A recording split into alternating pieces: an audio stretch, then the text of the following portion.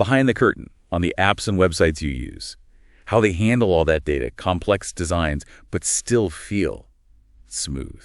Yeah, it's pretty intricate stuff. We often take it for granted. Right. But underneath, there's this whole system of code making it all work, saving your settings, showing you content just right. So how on earth do developers manage all that complexity? That really is the million-dollar question, isn't it? Building software that's reliable, that can scale up, it needs more than just writing code. You need tools, abstractions to handle the sheer complexity. So developers can actually focus on the unique parts of the app. Precisely, instead of constantly reinventing the wheel for basic functions. Okay, and that brings us to our mission for this deep dive. We're going to unpack two really fundamental tools in Java development, ORM and MVC frameworks. Yeah, two big ones. We want to figure out what they are, why they're so crucial, and how they make developers' lives easier, which, ultimately improves the software you use every single day. And honestly, getting a handle on these ideas gives you a bit of a shortcut to understanding modern software development. It kind of peels back the layers. Reveals the elegant solutions hiding back there. Exactly. Solutions for problems like wrestling with databases constantly or dealing with messy, tangled code. We're talking major headaches for developers, right? Yeah. So let's see how they crack those problems. Sounds good. So let's start broad. Java frameworks.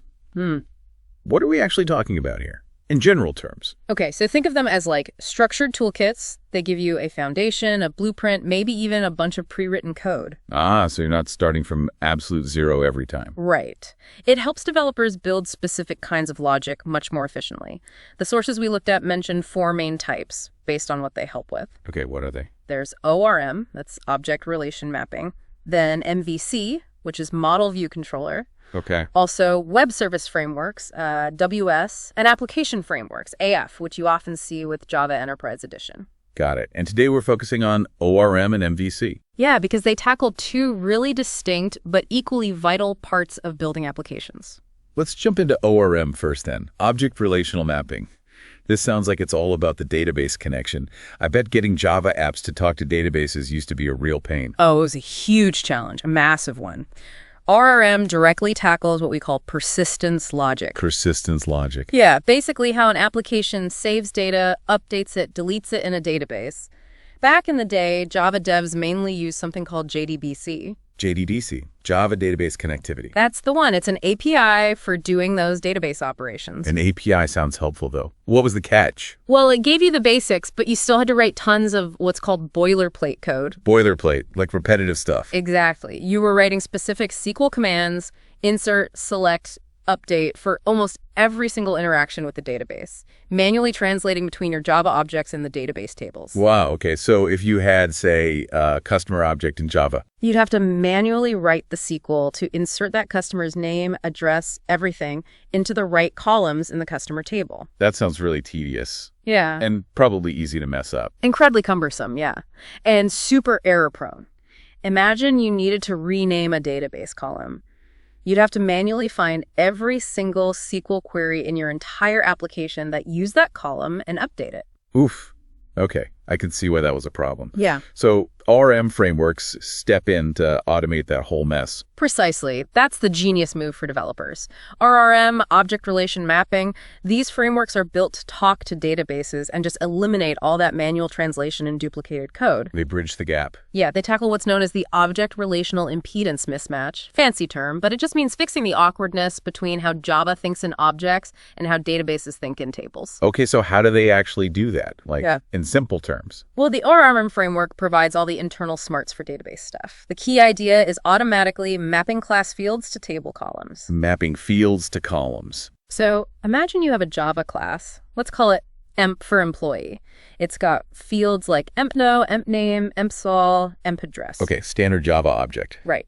The ORM framework can look at that class and automatically figure out how to map those fields to the columns in an emp table in your database, assuming they have similar names. So wait, the developer doesn't write the insert into emp, empno, empname, SQL statement? Nope. The ORM handles that translation for you. It manages all the tricky stuff internally too, like database transactions, making sure data changes happen correctly or Not at all. Like ensuring consistency. Exactly. And things like connection pooling. Okay. It's basically reusing database connections efficiently instead of opening and closing a new one every single time you need to talk to the database. Saves a lot of overhead.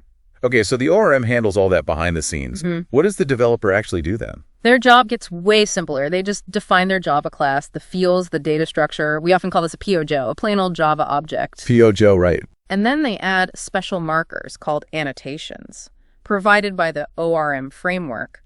Things like at entity, at id, at column, at table. Annotations.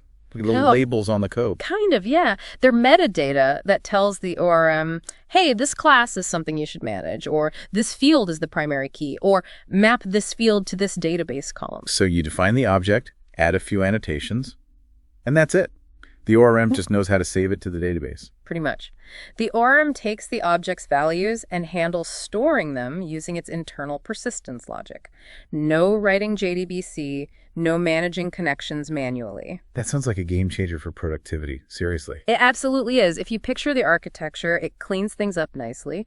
A user talks to the application service layer, which has the business rules. That layer then just hands off the Java object to the ORM layer, maybe something like Hibernate. Hibernate, I've heard of that one. Yeah, it's a big one. And Hibernate then does all the database communication, all the mapping, all the persistence logic internally. The developer just works with their Java objects. Are there standards involved? Or is it just different frameworks doing their own thing? There's a key standard called JPA, the Java Persistence API. It's part of the Java Enterprise Edition specs. Okay, so JPA defines the rules. Defines the standard way of doing things, yeah. And then you have implementations of that standard. Hibernate is probably the most famous JPA implementation. But there are others. Oh, yeah. There's Eclipse Link, Top Link, iBetatus, which is now often known as MyBetas, and JDO. Java data objects, lots of choices, but Hibernate is very widely used. Okay, so let's recap ORM. They get rid of all that painful database interaction code. Developers define data using simple Java objects, POJOs, and annotations. And the ORM maps those objects to database tables and handles saving and retrieving them automatically. Letting developers think in terms of objects, not SQL rows and columns. Huge shift. Definitely. Allows them to focus way more on the actual business problem they're solving, not the plumbing underneath. Right, the plumbing. Good analogy. Although it's worth adding a little nuance there. While ORMs are incredibly powerful, they do add a layer of abstraction. Sometimes, for really complex or highly performance-critical database queries, developers might still need to write raw SQL to get the absolute best performance. Okay. So it's a powerful tool, but maybe not the only tool for every single database interaction. Exactly. It's a trade-off, like most things in software engineering. But for the vast majority of common operations, it's a massive win. Got it. That's a great clarification. Okay, so ORM tackles the data side, smoothing out database work. But what about the application's overall structure, especially for web apps? That sounds like where MVC comes in. That's precisely right. MVC is a really well-established architectural pattern. It's specifically geared towards developing web applications effectively. And MVC stands for? Model View Controller. At its heart, it's a design pattern. A design pattern, meaning it's like a standard, proven way to structure things. Exactly. A reusable solution to a common design problem. And the core principle of MVC is separation of concerns. Separation of concerns. I've heard that phrase. What does it mean here? It means it deliberately separates the different parts of the application's logic. The model handles the data, and the business rules the core logic. Okay, the brains of the operation. Kind of, yeah. The view is responsible for presenting that data to the user interface, what you actually see on the screen. The pretty face. Right. And the controller acts as the traffic cop. It takes user input, interacts with the model to fetch or update data, and then tells the view which screen to display next. So model, data logic, view, presentation, controller, handling input and flow. You got it. The key is that these parts are kept distinct. Code dealing with database queries isn't mixed up with code deciding button colors, which isn't mixed up with code handling URL routing. Why is separating them so important? What's the big win for developers? Oh, it's crucial for a few big reasons. First, it just makes development faster and less effort because everyone knows where things are supposed to go. It provides a clear structure. Like having designated folders for everything. Sort of, yeah. Second, it enables module-wise development. You can have different people or even different teams working on the model, the view, and the controller parts somewhat independently without stepping on each other's toes too much.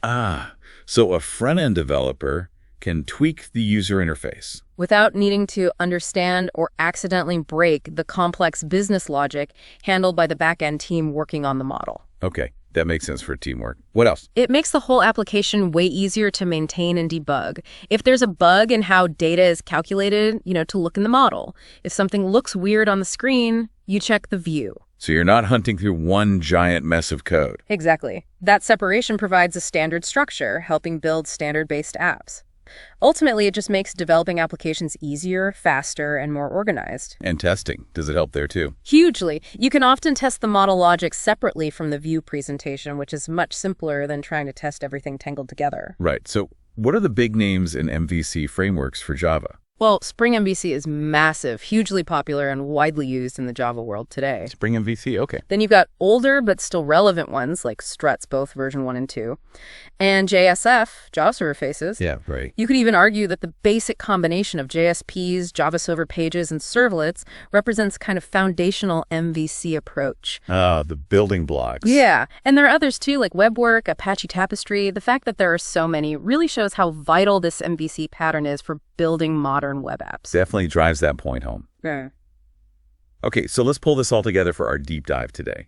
We looked at two really core ideas in Java development. First, ORM frameworks, like Hibernate. Right. They simplify how apps talk to databases by mapping Java objects to database tables automatically. Cuts down massively on writing repetitive SQL code. Developers use POJOs and annotations, and the ORM handles the database grunt work. Exactly. And second, MVC frameworks, like the big one, Spring MVC. Yep. They provide that clear structure for web apps using the model view controller pattern, separating the data logic, the presentation, and the user input handling. That whole separation of concerns thing. Which makes apps easier to build, easier to maintain, easier to test. And taken together, these frameworks, ORM and MVC, they're a huge part of why the software you use feels more stable, gets developed faster, and is easier to update. Absolutely. They hide enormous amounts of complexity, allowing developers to actually focus on building cool new features, solving your problems, instead of constantly fighting with database connections or tangled code. It really empowers them to be more productive, which, like you said, directly benefits everyone using the software.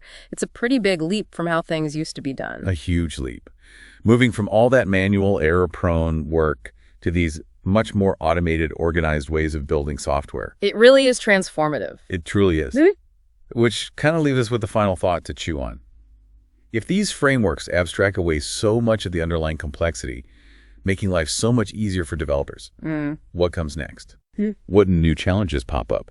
Or maybe what new opportunities arise when developers don't have to sweat the details of data persistence or UI architecture quite as much? Yeah, how does that shift in focus change what's even possible in software? What kind of bigger, maybe more interesting problems can they tackle? Exactly. Something for you to think about.